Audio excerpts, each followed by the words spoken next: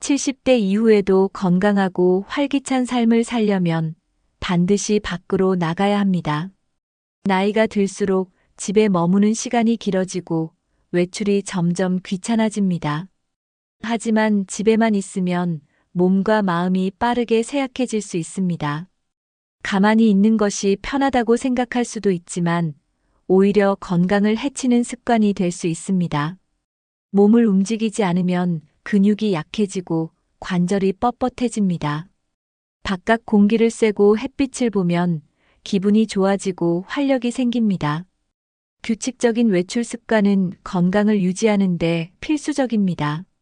사람들과 어울리며 대화하는 것만으로도 두뇌 활동이 활발해집니다. 하루에 30분이라도 바깥에 나가서 움직이면 건강이 달라질 수 있습니다. 외출을 하면 자연스럽게 몸을 움직이고 활동량이 늘어납니다. 몸이 움직이면 혈액순환이 좋아지고 면역력도 강해집니다. 햇볕을 쬐면 비타민 D가 생성되어 뼈 건강에도 도움이 됩니다. 외출은 단순한 산책이 아니라 건강을 지키는 최고의 습관입니다. 오늘 영상에서는 왜 밖으로 나가야 하는지, 그리고 어떻게 하면 꾸준히 외출할 수 있는지 알아보겠습니다. 먼저 집에만 있으면 어떤 문제가 생기는지 살펴보겠습니다. 집에만 있으면 자연스럽게 활동량이 줄어듭니다. 활동량이 줄어들면 근육이 빠르게 감소하고 체력이 약해집니다. 근육이 줄어들면 조금만 움직여도 쉽게 피로감을 느끼게 됩니다. 다리 근력이 약해지면 계단 오르기가 힘들어지고 낙상의 위험이 커집니다. 오래 앉아 있거나 누워 있는 습관은 관절을 굳게 만들 수 있습니다. 혈액순환이 원활하지 않으면 손발이 차가워지고 몸이 무거워집니다. 근육이 줄어들면 기초대사량이 감소해 쉽게 체중이 증가할 수 있습니다. 몸을 움직이지 않으면 소화 기능도 약해지고 변비가 생기기 쉽습니다. 뼈가 약해지고 골다공증 위험이 높아질 수도 있습니다. 꾸준히 걷기만 해도 근육 감소를 예방하고 체력을 유지할 수 있습니다.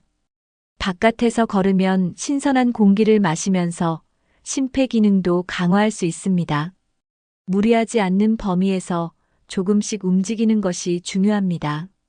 처음에는 짧은 거리부터 시작해서 점차 시간을 늘려가는 것이 좋습니다. 하루에 30분 정도 걷는 습관을 들이면 건강이 눈에 띄게 좋아질 수 있습니다. 다음은 사회적 고립이 건강에 미치는 영향을 알아보겠습니다. 집에만 있으면 사람들과 만날 기회가 줄어듭니다. 대화를 나누는 시간이 줄어들면 자연스럽게 외로움을 느끼게 됩니다. 사회적 고립은 우울증을 유발하는 가장 큰 원인 중 하나입니다. 사람들과 어울리면 기분이 좋아지고 정신 건강에 긍정적인 영향을 줍니다. 정기적으로 친구나 이웃과 만나면 스트레스가 줄어듭니다. 가족과 자주 연락하고 대화하는 것도 외로움을 예방하는 좋은 방법입니다. 외출을 하면 자연스럽게 새로운 사람들을 만나게 됩니다. 공원이나 마트, 시장에서 가볍게 인사하는 것만으로도 기분이 좋아집니다. 사람들과 교류하면 뇌가 활발하게 작용해 치매 예방에도 도움이 됩니다. 특히 새로운 사람을 만나는 경험은 기억력을 향상시키는 효과가 있습니다. 취미 모임이나 동호회 활동에 참여하면 외출하는 습관을 쉽게 들릴 수 있습니다. 작은 모임이라도 참여하면 삶에 활력이 생기고 하루가 즐거워집니다. 가벼운 대화라도 꾸준히 하면 정신 건강을 유지하는 데 도움이 됩니다. 외출을 통해 사람들과 소통하는 것이 장수의 비결이기도 합니다. 다음은 집에만 있으면 치매 발생 위험이 높아지는 이유를 알아보겠습니다. 두뇌는 계속해서 자극을 주어야 건강한 상태를 유지할 수 있습니다. 집에만 있으면 뇌를 자극할 기회가 줄어들어 인지 기능이 저하될 수 있습니다. 새로운 경험이 부족하면 기억력이 감퇴하고 사고 능력이 둔해질 수 있습니다. 사람들과 대화를 나누는 것은 최고의 두뇌 운동 중 하나입니다. 바깥에 나가서 길을 찾고 주변을 살피는 과정도 두뇌 활동을 자극합니다. 외출하면 다양한 시각적, 청각적 자극을 받게 되어 뇌가 활발해집니다. 두뇌는 반복적인 활동보다는 새로운 환경을 접할 때 더욱 활성화됩니다. 새로운 장소를 방문하거나 다른 경로로 산책하는 것도 뇌 건강에 도움이 됩니다. 간단한 쇼핑을 하거나 카페에서 책을 읽는 것만으로도 두뇌가 활발해질 수 있습니다. 공원에서 나무와 꽃을 바라보는 것도 심리적 안정감을 주고 뇌 활동을 자극합니다. 두뇌 활동이 줄어들면 치매뿐만 아니라 우울증 위험도 증가할 수 있습니다. 새로운 경험을 하는 것이 두뇌 건강을 유지하는 가장 효과적인 방법입니다. 바깥에서 사람들과 대화하는 것은 기억력 향상에도 큰 도움이 됩니다. 규칙적인 외출 습관을 들이면 두뇌 건강을 유지할 수 있습니다. 다음은 밖으로 나가는 것이 건강에 주는 긍정적인 효과를 알아보겠습니다. 바깥 활동을 하면 자연스럽게 몸을 움직이게 됩니다. 신체 활동이 증가하면 심장과 폐 기능이 강화됩니다. 규칙적인 걷기는 혈액순환을 원활하게 하고 혈압을 안정적으로 유지하는 데 도움이 됩니다. 신선한 공기를 마시면 폐가 깨끗해지고 호흡이 편안해집니다. 햇빛을 쬐면 몸에서 비타민 D가 생성되어 뼈 건강이 개선됩니다. 몸을 자주 움직이면 혈류가 좋아져 손발이 따뜻해지고 피로감이 줄어듭니다. 심폐 기능이 좋아지면 계단을 오르거나 장시간 걷는 것도 쉬워집니다. 산책은 혈당을 조절하고 당뇨 예방에도 효과적입니다. 혈액순환이 원활하면 뇌로 가는 혈류도 증가하여 인지 기능이 향상됩니다. 몸을 움직이면 심장 박동이 활발해져 신진대사가 원활해집니다. 혈압 조절에도 도움이 되기 때문에 고혈압 예방 효과도 기대할 수 있습니다. 천천히 걷기만 해도 건강이 눈에 띄게 좋아질 수 있습니다. 규칙적인 바깥 활동은 심혈관 질환의 위험을 낮추는데 큰 도움이 됩니다. 하루 30분 정도 가벼운 산책을 하면 건강 수명이 길어질 수 있습니다. 다음은 면역력 증가와 스트레스 해소 효과를 알아보겠습니다. 규칙적인 외출은 면역력을 강화하는 데 중요한 역할을 합니다. 햇빛을 쬐면 체내에서 비타민 D가 생성되어 면역 체계를 강화합니다. 신선한 공기를 마시면 호흡기 건강이 개선됩니다. 밖으로 나가면 자연스럽게 스트레스를 해소할 수 있습니다. 바깥 활동은 기분을 좋게 만드는 세로토닌 분비를 촉진합니다. 산책을 하면 마음이 차분해지고 스트레스가 줄어드는 효과가 있습니다. 녹색이 많은 공원이나 자연 속에서 시간을 보내면 정신적 안정감을 느낄 수 있습니다. 햇빛을 쬐면 수면을 유도하는 멜라토닌 호르몬이 활성화됩니다. 규칙적인 외출은 불면증 예방에도 효과적입니다. 바깥 활동을 하면 식욕이 조절되고 소화 기능도 개선됩니다. 가벼운 바람을 맞으며 걸으면 기분이 상쾌해지고 활력이 생깁니다. 자연 속에서 시간을 보내면 혈압이 낮아지고 심리적 안정감이 증가합니다. 외출 후에는 몸과 마음이 한결 가벼워지는 것을 느낄 수 있습니다. 지속적인 스트레스는 면역력을 저하시키지만 바깥 활동은 이를 해소하는 데 도움을 줍니다. 다음은 일상 속 작은 활동이 건강 수명을 연장하는 이유를 알아보겠습니다. 작은 활동이라도 꾸준히 하면 건강 유지에 큰 도움이 됩니다. 오래 앉아 있는 것보다 짧게라도 자주 움직이는 것이 건강에 더 좋습니다. 짧은 거리라도 걸어서 이동하는 습관을 들이면 활동량이 자연스럽게 증가합니다. 장을 보거나 친구를 만나러 가는 것도 좋은 신체 활동이 될 수 있습니다. 바깥 활동을 하면 관절이 부드러워지고 유연성이 유지됩니다. 조금씩 움직이는 것만으로도 근육 손실을 예방할 수 있습니다. 건강한 사람들은 특별한 운동이 아니라 일상 속에서 자연스럽게 움직이는 경우가 많습니다. 산책, 마당 정리, 가벼운 청소 같은 활동도 신체 건강에 긍정적인 영향을 줍니다. 바깥에서 햇빛을 쬐며 산책하면 기분이 좋아지고 우울감이 줄어듭니다.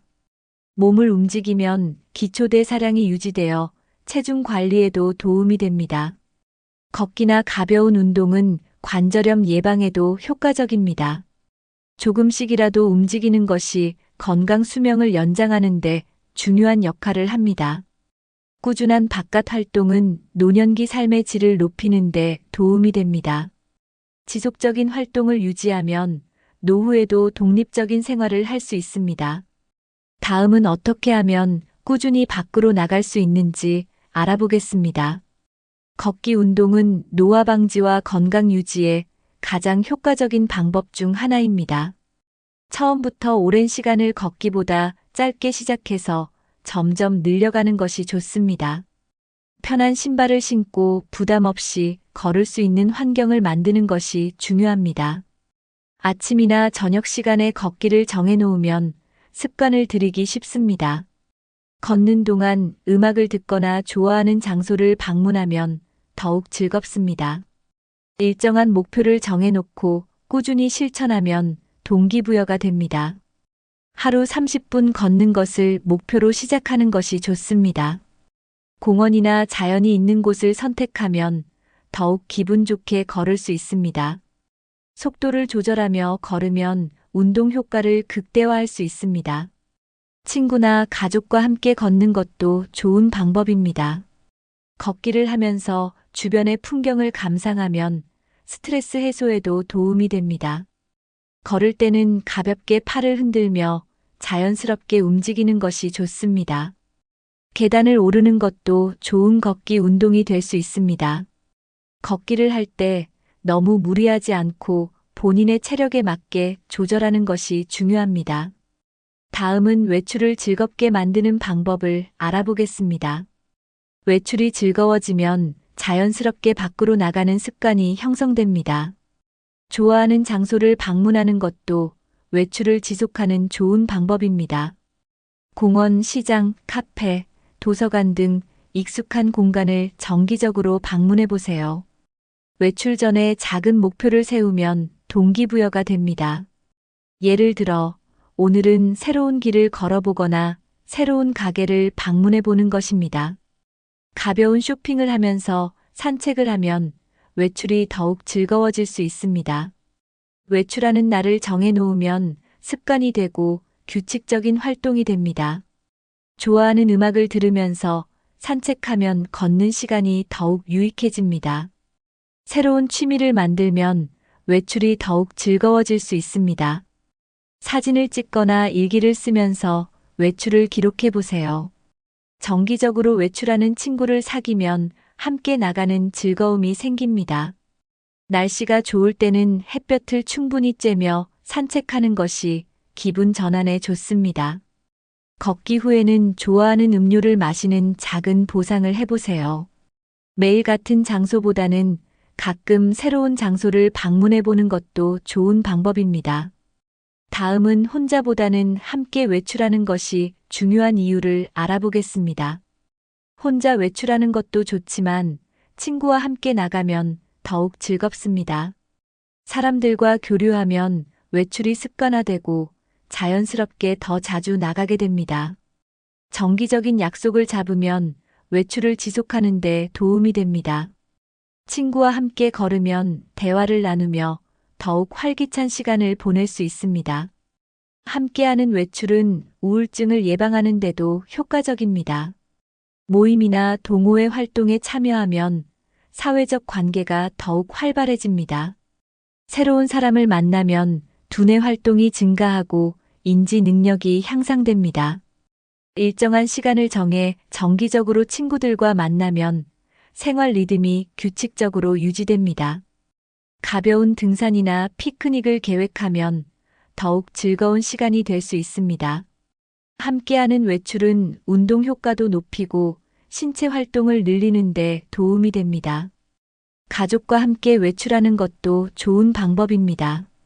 손주들과 공원에 가거나 함께 산책하면 활력이 생깁니다. 교회, 성당, 절과 같은 종교 활동을 통해 사람들과 어울리는 것도 좋습니다. 친목 모임에 참여하면 새로운 친구를 사귀고 생활이 더욱 풍요로워집니다.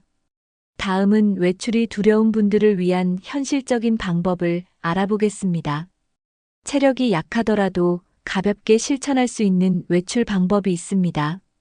처음부터 무리하게 오래 걷기보다는 짧은 거리부터 시작하는 것이 좋습니다. 집 주변에서 가까운 공원이나 마트를 방문하는 것부터 시작해 보세요. 엘리베이터 대신 계단을 한두 층 정도만 이용하는 것도 좋은 운동이 됩니다. 대중교통을 이용해 가까운 명소를 방문해 보는 것도 외출을 즐기는 방법입니다.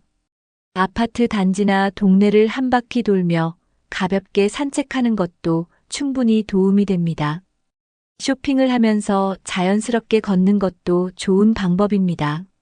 하루에 한 번은 문 밖으로 나가 햇볕을 쬐는 습관을 들이면 좋습니다.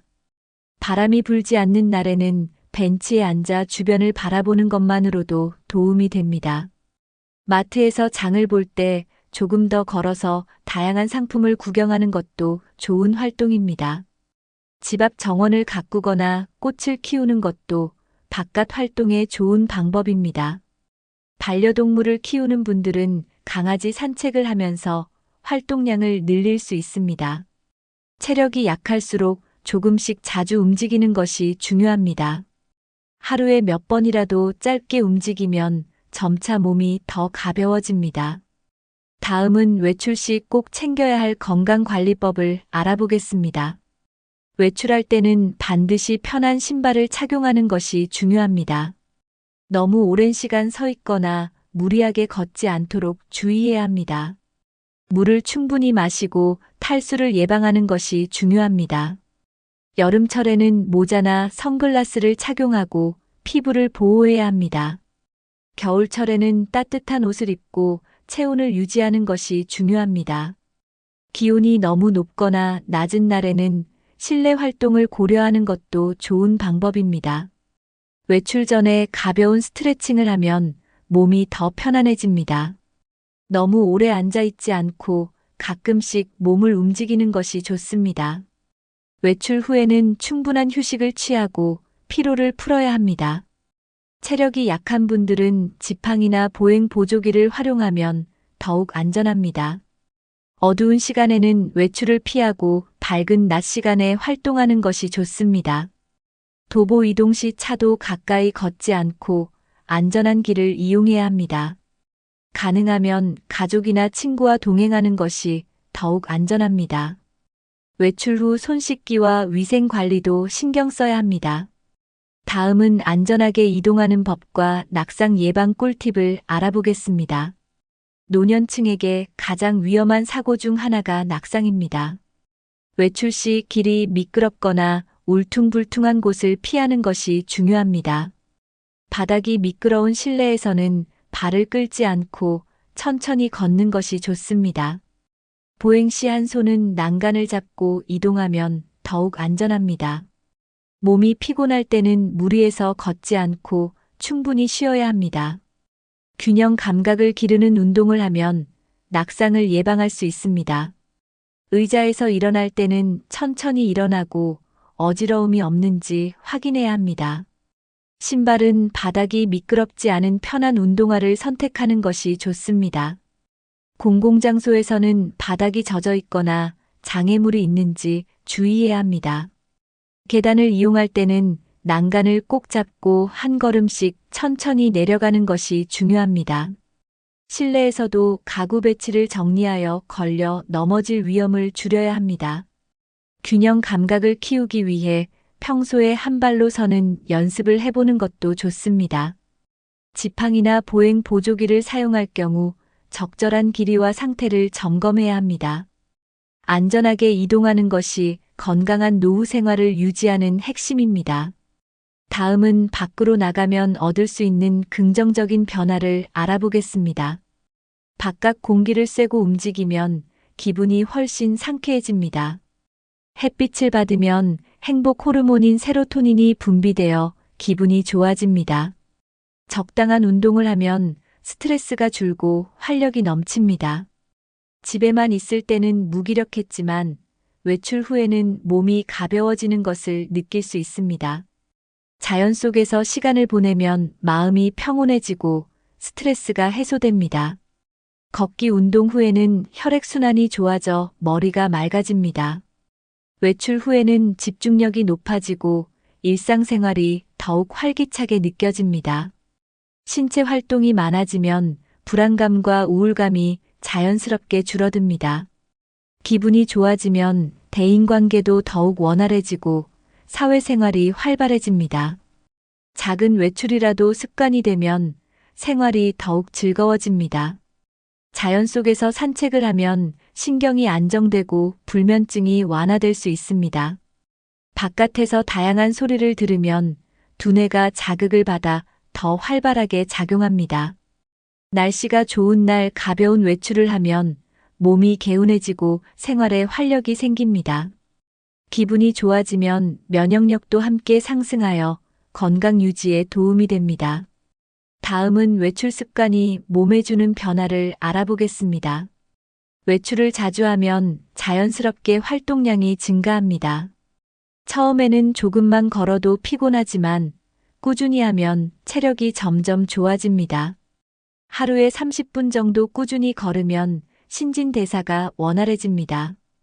규칙적인 걷기는 관절 건강을 지키는데 중요한 역할을 합니다. 다리 근력이 강화되면 일상생활이 더욱 편해집니다. 바깥에서 움직이면 균형 감각이 좋아지고 낙상 위험이 줄어듭니다. 몸이 가벼워지면 활동하는 것이 더욱 즐거워지고 활력이 생깁니다. 조금씩 움직이는 것이 건강을 유지하는 가장 좋은 방법입니다. 활동량이 증가하면 혈당과 혈압이 안정적으로 조절됩니다. 외출 후에는 몸이 개운해지고 피로감이 줄어드는 것을 느낄 수 있습니다. 심폐 기능이 좋아지면 조금만 움직여도 숨이 덜 차게 됩니다. 허리와 어깨 통증도 줄어들어 생활이 더욱 편안해집니다. 규칙적인 바깥 활동은 신체뿐만 아니라 정신 건강에도 긍정적인 영향을 줍니다. 하루에 한 번씩이라도 바깥으로 나가면 노화 속도를 늦출 수 있습니다.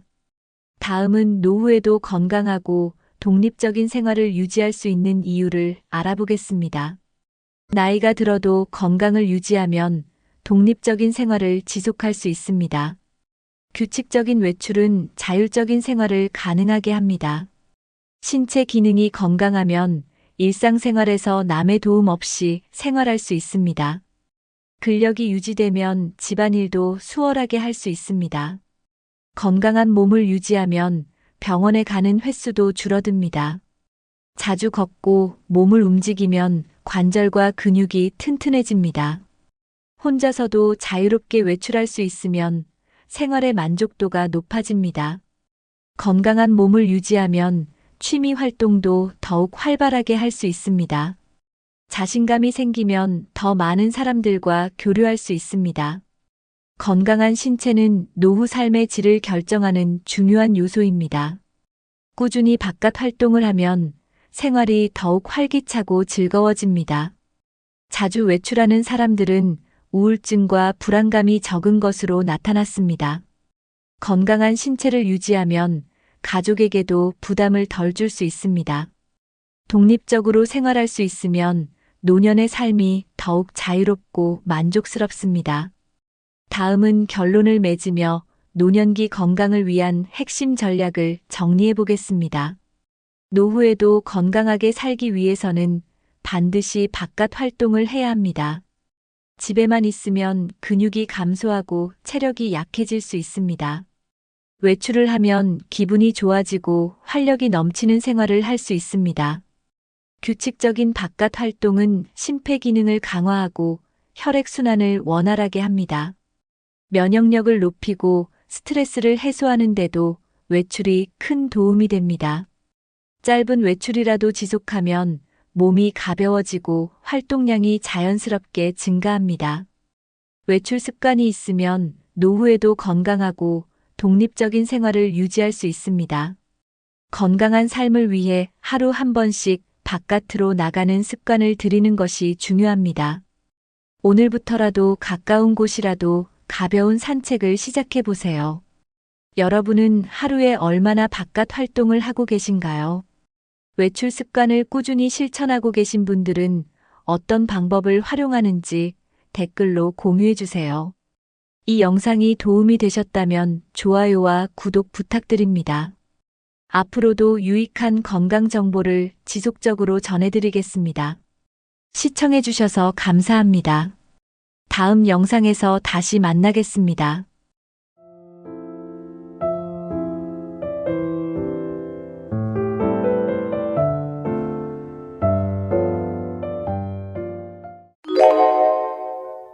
(60대와 70대) 단 10년 차이지만 이 시기의 변화는 우리가 경험하는 삶의 모든 측면에 영향을 미칩니다. 신체적 변화, 정신적 태도, 사회적 역할 등 다양한 측면에서 두 시기는 각각 다른 도전을 제공합니다. 하지만 이러한 차이를 이해하고 준비한다면 더 건강하고 행복한 노년을 보낼 수 있습니다. 오늘은 60대와 70대의 현실적인 차이를 살펴보고 각 시기에 맞는 생활 방식을 통해 더 나은 노년을 만드는 방법을 이야기해 보겠습니다. 1. 신체적 변화 10년 사이 달라지는 몸의 상태. 체력과 활동성의 감소와 유지 방법. 60대는 여전히 활동적이고 꾸준한 운동과 관리로 체력을 유지할 수 있는 시기입니다. 이 시기에는 매일 걷기, 등산 또는 수영 같은 활동을 통해 활력을 유지하려는 사람들이 많습니다. 하지만 70대에는 체력 저하가 뚜렷해지고 신체 활동의 강도가 낮아질 수 있습니다. 이 변화는 노화로 인해 근육량이 감소하고 유연성이 줄어들기 때문입니다. 70대에는 같은 운동도 더 힘들게 느껴질 수 있으며 부상의 위험도 증가합니다. 따라서 60대에는 근력 운동과 유산소 운동을 병행해 신체를 더 단단히 준비하는 것이 중요합니다. 70대가 되면 무리하지 않는 운동으로 전환해야 합니다. 저강도 요가나 스트레칭 또는 짧은 거리 걷기 같은 활동은 몸에 무리를 주지 않으면서도 건강을 유지하는 데 도움이 됩니다. 체력 변화에 적응하며 자신의 몸에 맞는 활동을 찾는 것이 핵심입니다. 만성질환의 증가와 건강관리의 중요성. 60대는 건강관리의 황금기라고 할 수 있습니다. 이 시기에 꾸준히 건강을 체크하고 만성질환의 위험 요인을 미리 관리하면 건강한 노년을 보낼 수 있습니다. 반면 70대에는 고혈압, 당뇨병, 관절염 같은 만성질환이 실제로 나타나거나 더 악화될 가능성이 높아집니다.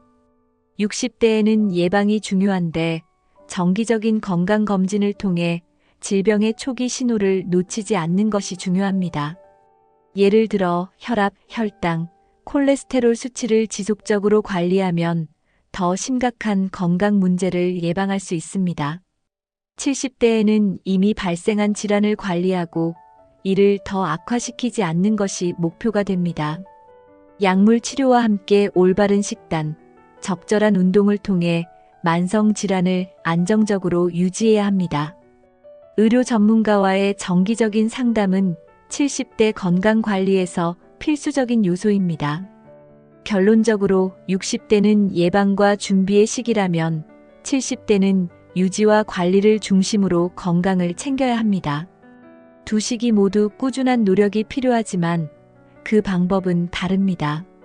신체 기능 변화에 따른 적응 전략.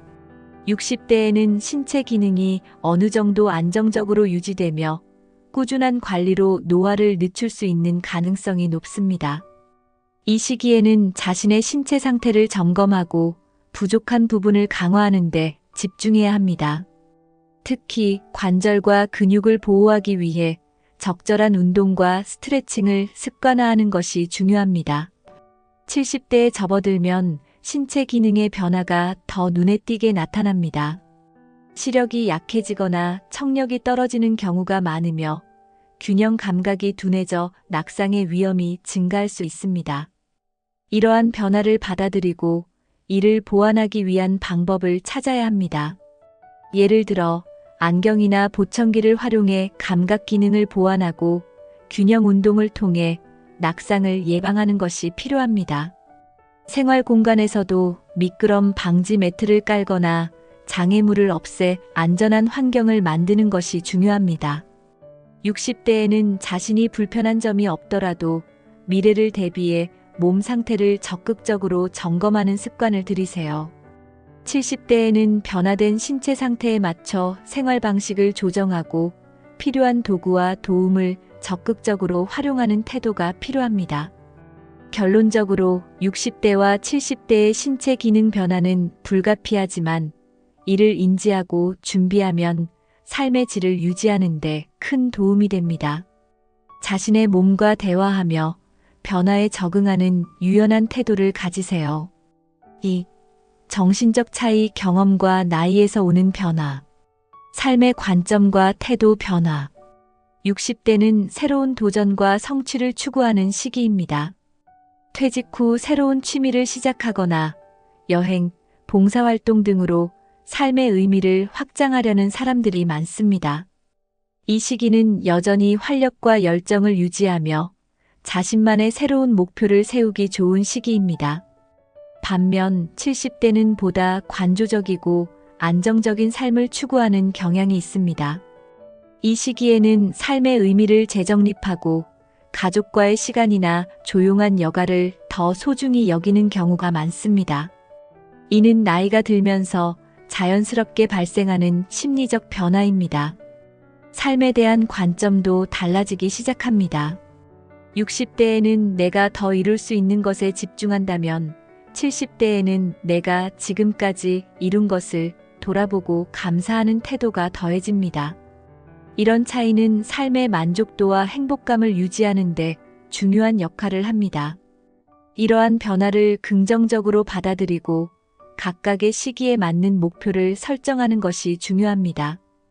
60대는 도전과 성취의 시기라면 70대는 안정과 만족을 찾는 시기로 볼 수 있습니다. 결론적으로 60대와 70대는 삶을 바라보는 방식이 다르지만 각 시기의 특성을 이해하고 수용한다면 더 행복한 삶을 만들어갈 수 있습니다. 기억력과 인지 기능의 차이. 60대에는 인지 기능이 대체로 잘 유지되며 꾸준한 활동으로 뇌 건강을 촉진할 수 있는 시기입니다. 하지만 이 시기부터 기억력 저하나 집중력 감소의 초기 신호를 경험할 수도 있습니다. 이는 자연스러운 노화 과정의 일부로 큰 걱정을 할 필요는 없지만 꾸준한 관리가 필요합니다. 60대에는 새로운 기술을 배우거나 독서를 통해 뇌를 자극하는 활동을 꾸준히 실천하는 것이 좋습니다. 특히 퍼즐 풀기, 외국어 배우기 같은 활동은 기억력과 문제 해결 능력을 강화하는 데 도움을 줍니다. 이 시기에는 아직도 학습 능력이 유연하기 때문에 적극적으로 배움을 이어가는 것이 중요합니다. 70대에는 기억력 저하가 더 뚜렷하게 나타날 수 있습니다. 이는 단순한 건망증뿐 아니라 집중력이 약해지고 정보를 처리하는 속도가 느려지는 등 뇌의 전반적인 기능 변화로 이어질 수 있습니다. 하지만 이는 노화의 자연스러운 과정이며 꾸준한 관리로 완화할 수 있습니다. 특히 사회적 활동과 학습은 70대에도 인지 기능을 유지하는 데 중요한 역할을 합니다. 친구와의 대화, 취미 활동 또는 가벼운 봉사활동은 뇌를 자극하며 기억력을 유지하는 데 도움을 줍니다. 신체 활동도 혈액순환을 촉진해 뇌 건강을 개선하는 데 효과적입니다.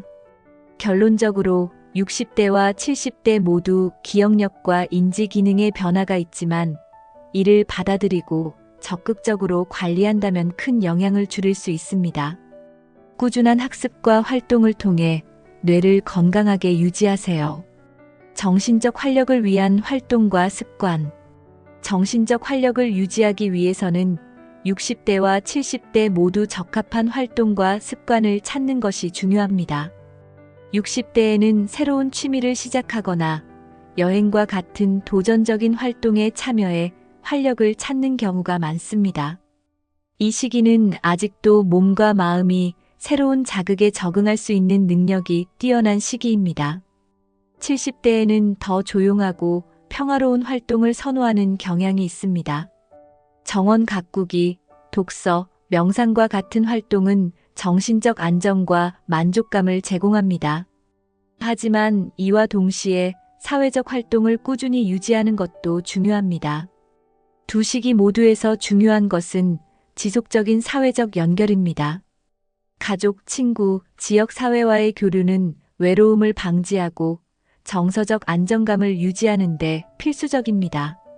특히 70대에는 외로움이 정신 건강에 미치는 영향이 더 커질 수 있기 때문에 의도적으로 사람들과의 관계를 유지하려는 노력이 필요합니다. 규칙적인 생활 습관도 정신적 활력을 유지하는 데 도움을 줍니다. 매일 일정한 시간에 기상하고 식사하며 운동하는 규칙적인 일상은 뇌 건강과 정서적 안정을 동시에 촉진합니다. 이는 특히 기억력 저하를 방지하는 데 효과적입니다. 결론적으로 정신적 활력은 연령에 따라 다르게 관리해야 하지만 꾸준한 활동과 사회적 연결, 그리고 규칙적인 생활 습관을 통해 어느 나이에도 유지할 수 있습니다. 3. 사회적 변화 역할과 관계의 재조정.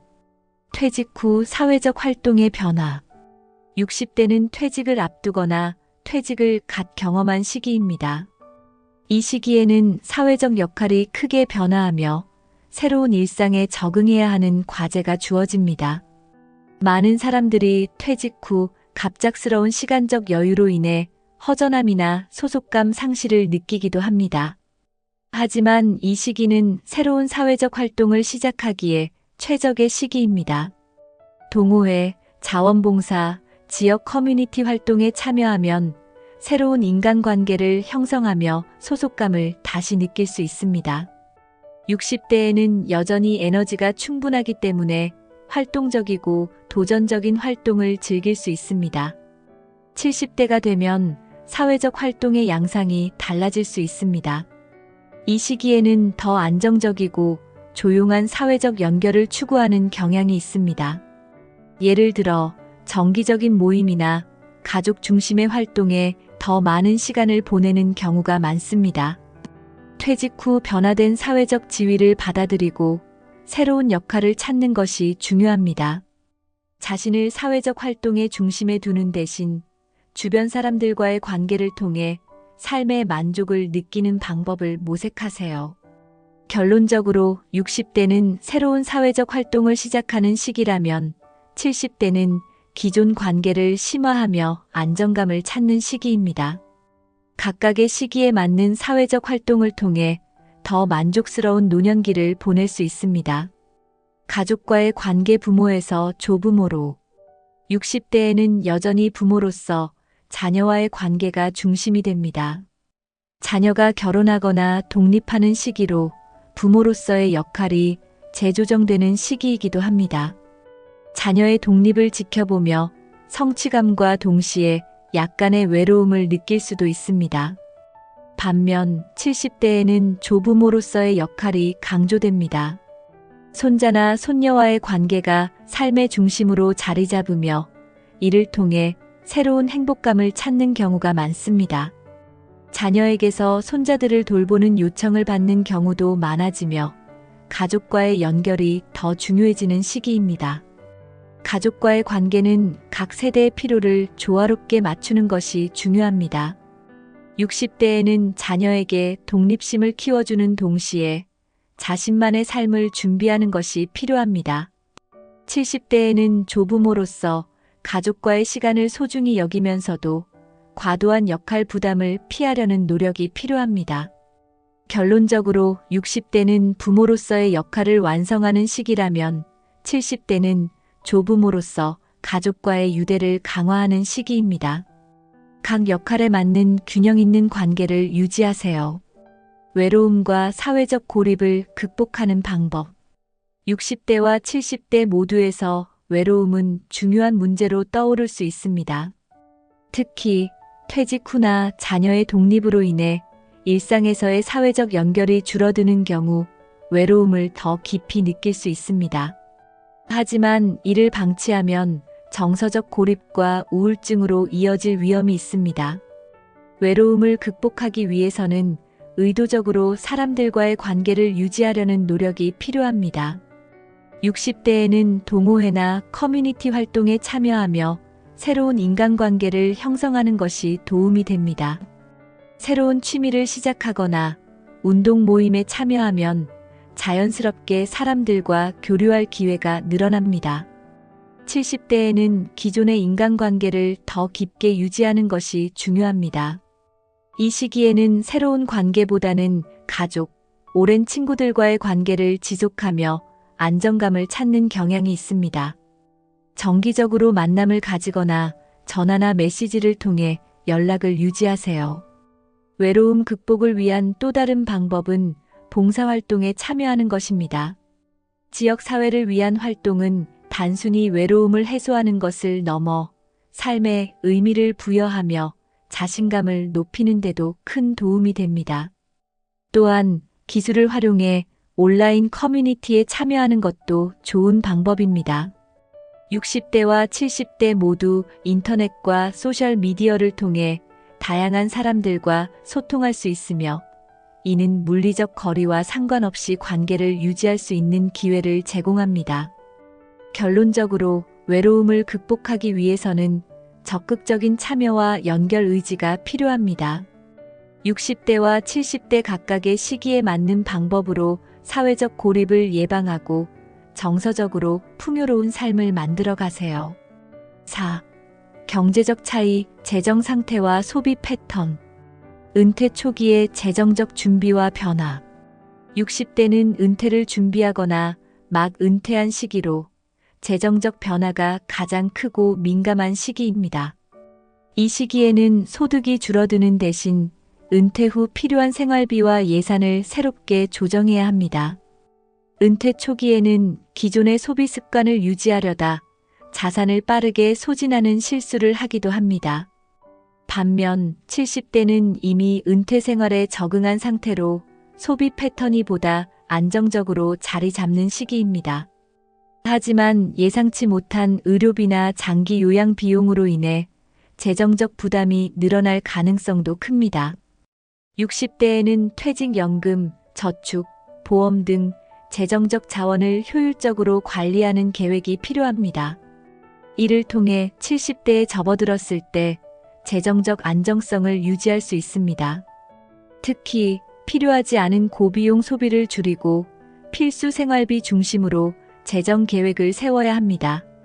70대에는 고정소득이 제한적이므로 비상자금과 추가적인 소득원을 확보해 두는 것이 중요합니다. 주택대출이나 과도한 부동산 투자와 같은 고위험 결정을 피하고 안정적인 재정 상태를 유지하세요.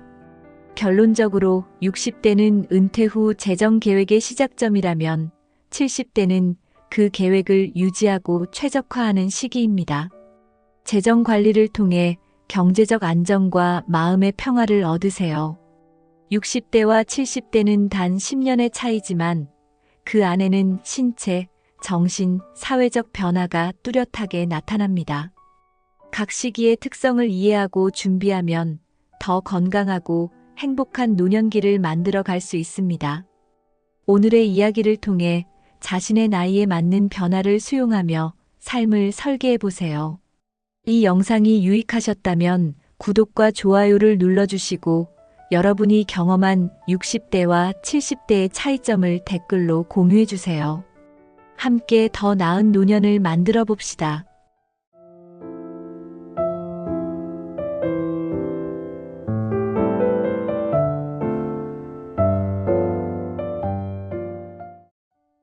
노년기에 살기 좋은 아파트 층수는 과연 몇 층일까요?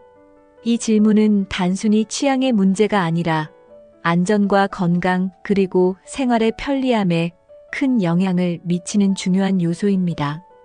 오늘 영상에서는 노년기에 적합한 아파트 층수를 선택할 때 고려해야 할 요인들을 하나씩 살펴보겠습니다. 낮은 층수가 더 좋을지, 높은 층수가 더 나을지, 그리고 최적의 층수는 무엇인지 구체적으로 이야기해 보겠습니다. 영상을 끝까지 시청하시면 아파트 층수 선택이 어떻게 노년기 삶의 질을 좌우할 수 있는지 알게 되실 겁니다. 1. 노년기 아파트 층수를 선택할 때 고려해야 할 요인들. 안전과 접근성, 엘리베이터 유무와 계단 사용 문제. 노년기의 아파트 층수를 선택할 때 가장 먼저 고려해야 할 것은 접근성과 안전입니다. 엘리베이터가 있는 아파트라면 높은 층수도 큰 문제가 없을 수 있지만 엘리베이터가 없는 경우 계단 사용은 큰 부담이 될 수 있습니다. 특히 관절염이나 허리 통증 같은 건강 문제가 있는 노인들에게는 계단을 오르내리는 일이 고통스러울 수 있습니다. 엘리베이터가 있다고 해도 고장이 나는 경우를 고려해야 합니다. 노인들은 긴급 상황에서 빠르게 대피해야 할 수 있기 때문에 낮은 층수가 더 안전할 수 있습니다. 예를 들어 화재나 지진 같은 재난 상황에서는 낮은 층수가 신속한 대피를 가능하게 합니다. 접근성은 외출 빈도와도 연관이 있습니다. 자주 산책을 나가거나 시장이나 병원에 방문해야 하는 경우 낮은 층수는 더 편리합니다. 반면 외출 빈도가 적고 조용히 지내는 것을 선호한다면 높은 층수도 고려할 수 있습니다. 안전은 계단과 엘리베이터만의 문제가 아닙니다. 낮은 층수는 도로와 가까워 외부로부터의 접근이 더 쉬워 보안에 신경 써야 할 수도 있습니다. 반대로 높은 층수는 외부의 침입 위험이 적다는 장점이 있습니다. 소음과 프라이버시 층수별로 다른 생활 환경. 층수를 선택할 때 소음은 매우 중요한 요소입니다. 낮은 층수는 도로에서 나는 차량 소음, 사람들의 이야기 소리 또는 주변 상점의 활동으로 인해 더 시끄러울 수 있습니다. 반대로 높은 층수로 갈수록 이러한 소음이 줄어들어 더 조용한 생활이 가능합니다. 프라이버시도 층수에 따라 달라질 수 있습니다. 낮은 층수는 창문 밖으로 보이는 사람들이 많아 사생활이 노출될 가능성이 있습니다. 반면 높은 층수는 주변의 시선을 차단할 수 있어 더 개인적인 공간을 제공합니다. 소음과 프라이버시는 삶의 질에 직접적인 영향을 미칩니다. 조용한 환경에서 지내고 싶다면 높은 층수가 적합할 수 있지만 이에 따른 단점도 고려해야 합니다. 예를 들어 높은 층수는 외출과 같은 물리적인 이동이 불편할 수 있습니다. 소음 문제는 단순히 귀에 거슬리는 것을 넘어서 정신 건강에도 영향을 미칩니다. 낮은 층수에서 지속적으로 소음을 겪는다면 스트레스와 불면증으로 이어질 수 있습니다. 반면 높은 층수는 도시의 소음을 효과적으로 차단해 더 편안한 휴식을 제공합니다. 하지만 낮은 층수는 정원이나 공원과 가까운 경우 자연 소리를 들으며 생활할 수 있는 장점이 있습니다. 새소리나 바람소리 같은 자연적인 소음은 오히려 마음을 안정시키는 효과를 줄 수 있습니다. 따라서 소음의 유형에 따라 선호도가 달라질 수 있습니다. 프라이버시는 노년기 삶에서 더 큰 가치를 지닐 수 있습니다. 주변의 시선을 피하고 자신만의 시간을 보내고 싶다면 높은 층수가 적합할 것입니다. 그러나 이는 주변 환경에 따라 달라질 수 있습니다. 예를 들어 높은 층수라도 맞은편 건물에서 쉽게 보이는 구조라면 프라이버시가 크게 확보되지 않을 수 있습니다. 층수 선택은 소음과 프라이버시 간의 균형을 고려해야 합니다. 소음이 적고 프라이버시가 보장되는 환경은 노년기의 삶의 질을 크게 향상시킬 수 있습니다. 따라서 본인의 생활 패턴과 선호를 기준으로 층수를 선택하는 것이 중요합니다. 일조량과 환기 건강에 미치는 영향. 일조량은 노년기의 건강에 중요한 역할을 합니다. 낮은 층수는 주변 건물이나 나무로 인해 햇빛이 잘 들어오지 않을 가능성이 있습니다. 충분한 햇빛을 받지 못하면 비타민 D 부족으로 뼈 건강이 악화되거나 면역력이 떨어질 수 있습니다. 반대로 높은 층수는 일조량이 풍부한 경우가 많아 이런 문제를 예방할 수 있습니다. 아침 햇살이 잘 드는 집은 노년기의 우울증 예방에도 도움을 줍니다. 햇빛은 뇌에서 행복 호르몬인 세로토닌을 분비하게 하여 긍정적인 기분을 유지하도록 돕습니다. 환기 역시 중요한 요소입니다. 낮은 층수는 공기순환이 상대적으로 덜 원활할 수 있어 실내 공기의 질이 나빠질 가능성이 있습니다. 특히 도시 지역에서는 미세먼지가 더 많이 유입될 수 있으므로 신중히 고려해야 합니다.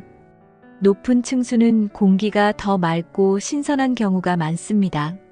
하지만 너무 높은 층수는 바람이 강하게 불어 창문을 열기 어려운 단점이 있을 수 있습니다. 또한 겨울철에는 바람이 차갑게 들어와 난방비가 더 많이 들 수 있다는 점도 생각해야 합니다. 따라서 일조량과 환기를 고려해 적절한 층수를 선택하는 것이 필요합니다. 특히 건강 상태와 라이프 스타일에 따라 이러한 요소를 중요하게 생각해야 합니다. 2. 낮은 층수의 장점과 단점. 낮은 층수가 주는 접근성과 이동의 편리함. 낮은 층수의 가장 큰 장점은 접근성과 이동의 편리함입니다. 엘리베이터가 없는 경우에도 계단을 이용해 쉽게 오르내릴 수 있어 외출이나 활동에 제약이 덜합니다. 이는 특히 매일 외출하거나 산책을 즐기는 노인들에게 적합한 선택입니다. 또한 낮은 층수는 급한 상황에서도 빠르게 대처할 수 있다는 이점이 있습니다. 예를 들어 화재나 지진 같은 긴급 상황에서 엘리베이터를 사용할 수 없을 때 계단을 통해 신속하게 대피할 수 있습니다. 이러한 안전성은 노년기에 큰 장점으로 작용합니다. 가족이나 친구들이 자주 방문한다면 낮은 층수가 더 편리합니다. 엘리베이터를 기다리지 않아도 되고 방문객들이 쉽게 접근할 수 있어 소통이 더 원활해질 수 있습니다. 이는 정서적 안정감과 관계 유지에 긍정적인 영향을 미칩니다. 외부 환경과 가까운 장점 정원, 공원과의 연결. 낮은 층수는 자연과의 연결감을 느낄 수 있는 장점이 있습니다. 정원이나 공원이 가까운 경우 외출하지 않고도 창문 너머로 자연을 감상할 수 있습니다. 이는 정서적인 안정과 휴식에 큰 도움을 줄 수 있습니다. 외부 환경과 가까운 낮은 층수는 활동성을 높이는 데도 기여합니다. 산책이나 가벼운 운동을 하러 나가는 일이 더 간단해지기 때문입니다.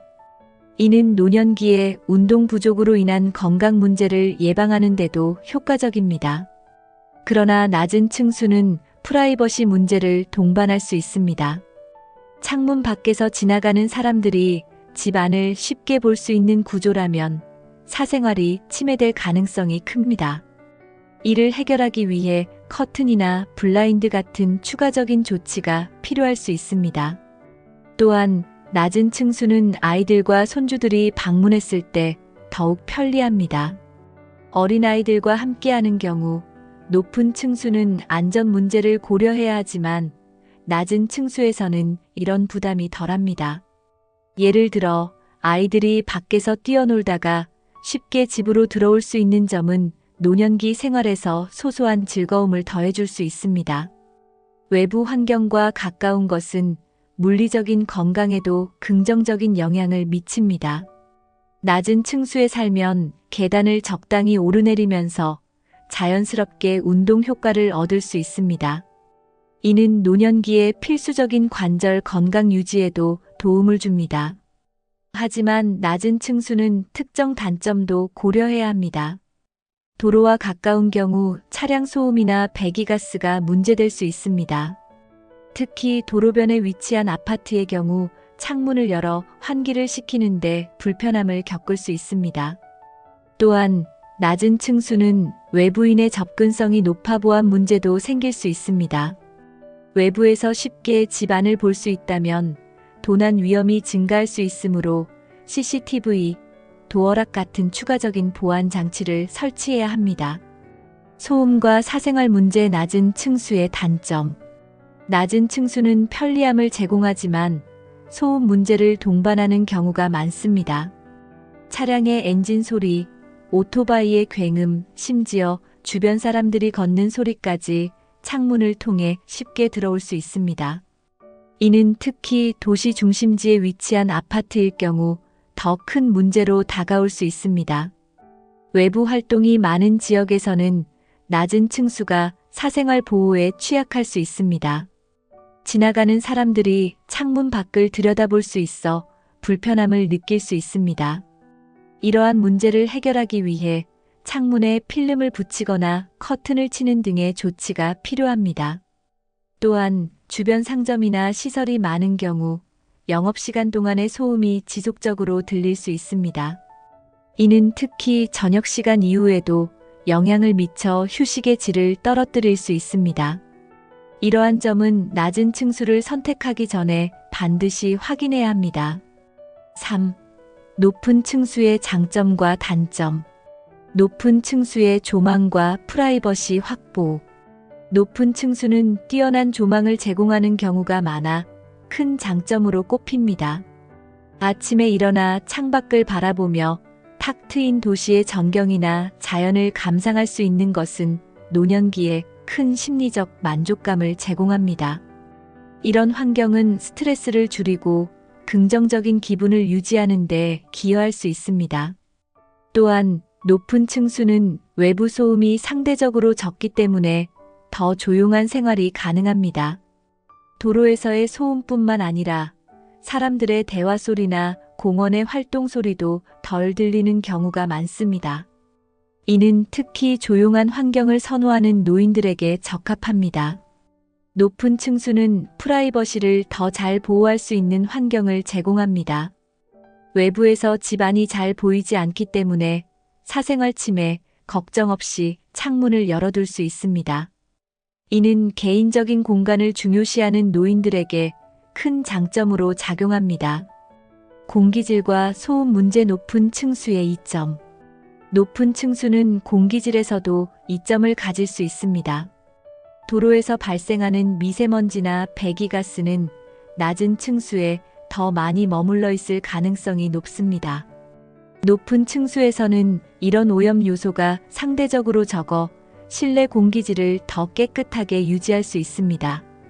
또한 높은 층수는 계절에 따라 바람을 더 많이 느낄 수 있어 자연 환기가 잘 이루어질 가능성이 큽니다. 창문을 열어두기만 해도 공기가 순환되기 때문에 실내 환경이 쾌적하게 유지될 수 있습니다. 이는 실내 공기질을 중시하는 노인들에게 중요한 요소가 될 수 있습니다. 하지만 너무 높은 층수는 엘리베이터 고장이 발생했을 때 이동이 불편해질 수 있습니다. 이러한 상황을 대비해 체력 관리와 이동 보조 도구를 준비해 두는 것도 고려해야 합니다. 특히 고층 건물에 거주할 경우 응급 상황에 대한 대비가 필수적입니다. 높은 층수의 소음 문제는 일반적으로 더 적습니다. 도로에서 발생하는 차량 소음이나 주변의 활동 소리가 높은 층으로 올라갈수록 약해지기 때문입니다. 이는 조용한 환경에서 편안하게 휴식하고 싶어하는 노인들에게 큰 장점이 됩니다. 조용한 환경은 특히 숙면을 취하는 데도 중요한 역할을 합니다. 그러나 높은 층수도 모든 소음으로부터 자유롭지는 않습니다. 예를 들어 바람이 강하게 부는 날에는 창문이나 외벽에서 소음이 발생할 수 있습니다. 이런 소음은 낮은 층수에서 느끼지 못하는 불편함을 초래할 수도 있습니다. 공기질 측면에서는 높은 층수가 미세먼지에서 조금 더 자유로울 수 있지만 대도시에서는 고층에서도 오염 물질이 유입될 가능성이 있습니다. 따라서 공기청정기 같은 실내 장치를 사용하는 것도 고려해야 합니다. 이동의 어려움. 엘리베이터 고장 시의 불편함. 높은 층수의 가장 큰 단점 중 하나는 엘리베이터 의존도가 높다는 점입니다. 엘리베이터가 고장 나거나 정기 점검으로 사용이 제한되는 경우 노인들에게는 이동이 매우 어려운 상황이 될 수 있습니다. 특히 건강 상태가 좋지 않은 경우에는 이러한 상황이 큰 불편함으로 다가올 수 있습니다. 또한 응급 상황에서 높은 층수는 대피 속도를 늦출 수 있습니다. 화재나 정전과 같은 상황에서는 계단을 이용해야 하는데 체력이 약한 노인들에게는 이 과정이 큰 부담이 될 수 있습니다. 이는 높은 층수를 선택할 때 반드시 고려해야 할 중요한 요소입니다. 엘리베이터 사용이 필수적이라면 항상 대안을 마련해 두는 것이 좋습니다. 예를 들어 근처에 도움을 요청할 수 있는 이웃이나 비상 연락망을 갖추는 것도 한 방법입니다. 이러한 대비는 높은 층수 거주 시 불확실한 상황에서 큰 차이를 만들 수 있습니다. 높은 층수는 조망과 프라이버시, 소음 문제에서 많은 장점을 제공하지만 이동과 응급 상황에서는 단점이 될 수 있습니다. 이 점을 균형 있게 고려해 본인의 건강 상태와 생활 패턴에 맞는 선택을 해야 합니다. 4. 노년기의 최적의 층수는 몇 층일까? 건강과 편의를 고려한 이상적인 층수. 노년기의 이상적인 아파트 층수는 건강 상태와 생활 패턴에 따라 다를 수 있습니다.